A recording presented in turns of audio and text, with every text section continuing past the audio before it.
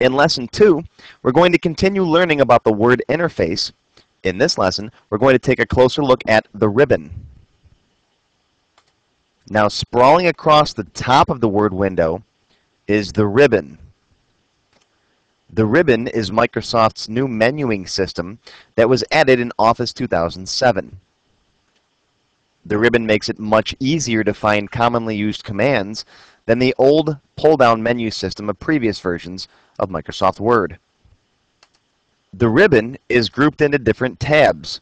Here's the Home tab, the Insert tab, the Page Layout tab, and so on. You can change the tab that you're on by clicking on the word here, Mailings, Review, View, and so on. These are the different tabs. The tab that you're on might automatically change based on what you're doing. For example, if you insert a picture, the Picture tab will pop up. Each tab is further organized into groups. For example, on the Home tab, you'll find a clipboard group, a font group, a paragraph group, and a styles group. These groups are to better organize the different buttons and commands that you find on each ribbon tab. For example, all the paragraph editing buttons and commands are together in the paragraph group. All of the font editing command buttons are in the font group. And like I mentioned at the beginning of the lesson, there are tons of different commands in these groups. We're going to talk about some of them today, but don't worry if you don't understand what all of them are. If you hover over one of the buttons, a little pop-up menu appears and shows you what that button does. For example, this button here is to grow the font. This button here is to change the shading, color the background behind the selected text or paragraph. And you can press F1 on your keyboard for more help. Most of the commands on the ribbon are simple push buttons, also called command buttons.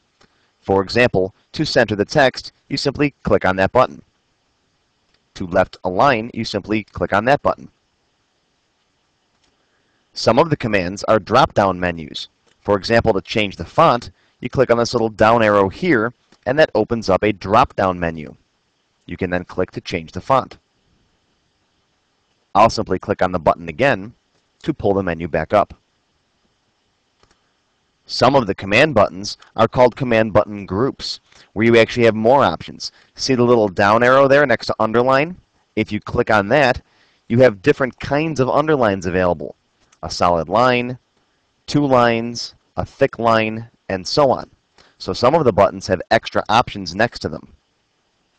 Some of the commands actually show up as galleries.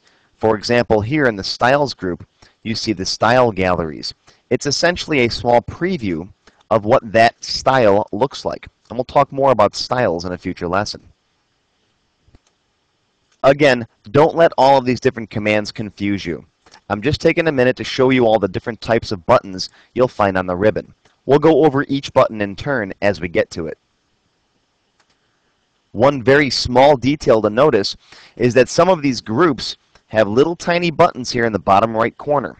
That's to launch a dialog box for that group. For example, if I click here, this will open up the font dialog box. The dialog box is simply a menu that has many more font options on it. And if you've used previous versions of Microsoft Word, you'll recognize this font dialog box. I'll go ahead